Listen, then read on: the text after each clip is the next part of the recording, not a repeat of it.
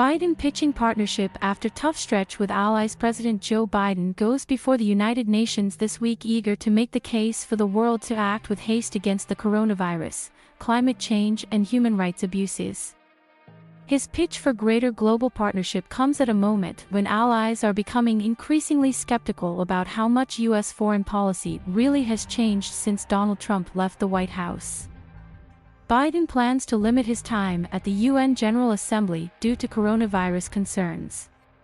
He is scheduled to meet with Secretary General Antonio Guterres on Monday and address the Assembly on Tuesday before shifting the rest of the week's diplomacy to virtual and Washington settings. At a virtual COVID-19 summit he is hosting Wednesday, leaders will be urged to step up vaccine sharing commitments, address oxygen shortages around the globe, and deal with other critical pandemic-related issues. The president also has invited the prime ministers of Australia, India, and Japan, part of a Pacific alliance, to Washington and is expected to meet with British Prime Minister Boris Johnson at the White House. Through it all, Biden will be the subject of a quiet assessment by allies. Has he lived up to his campaign promise to be a better partner than Trump? Biden's chief envoy to the United Nations, Ambassador Linda Thomas-Greenfield, offered a harmonious answer in advance of all the diplomacy. "We believe our priorities are not just American priorities, they are global priorities," she said Friday. But over the past several months, Biden has found himself at odds with allies on a number of high-profile issues.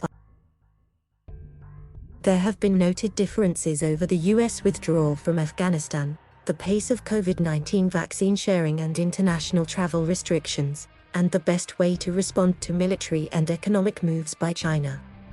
A fierce French backlash erupted in recent days after the US and Britain announced they would help equip Australia with nuclear-powered submarines.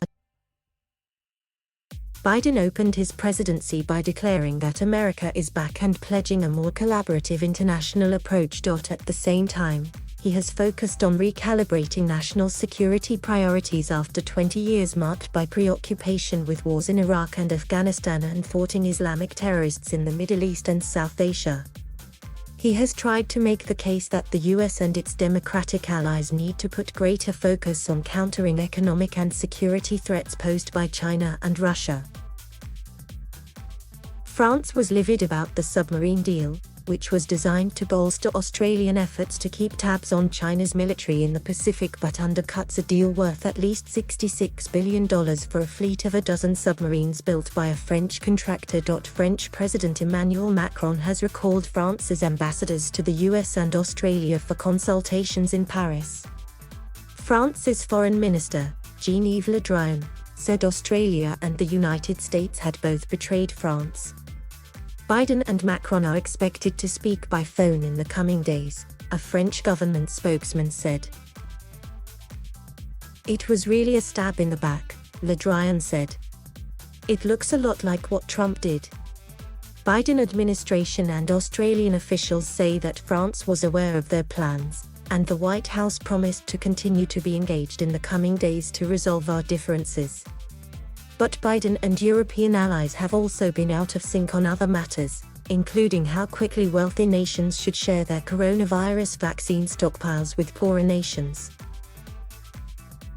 Early on, Biden resisted calls to immediately begin donating 4% to 5% of stockpiles to developing nations.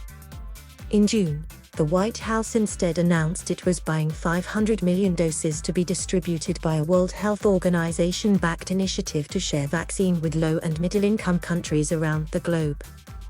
Biden is soon expected to announce additional steps to help vaccinate the world.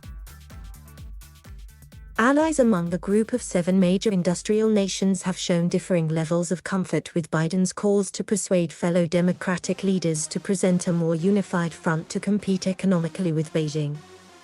When the leaders met this year in England, they agreed to work toward competing against China.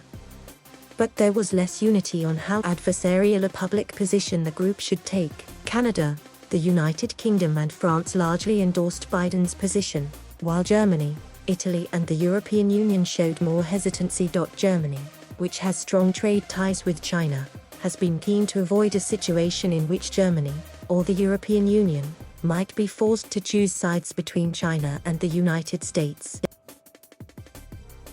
Biden clashed with European leaders over his decision to stick to an August 31 deadline to end the U.S. war in Afghanistan, which resulted in the U.S. and Western allies leaving before all their citizens could be evacuated from Taliban rule.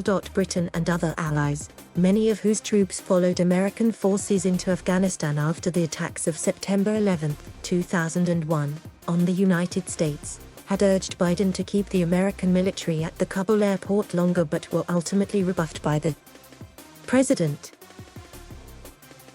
Administration officials see this week's engagements as an important moment for the president to spell out his priorities and rally support to take on multiple crises with greater coordination. It's also a time of political transition for some allies.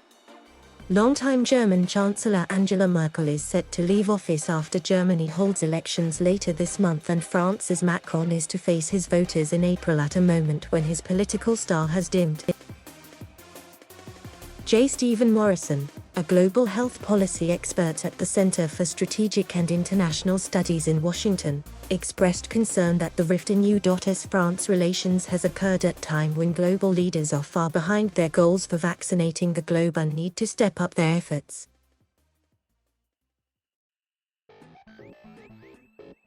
Thank you for watching. Please subscribe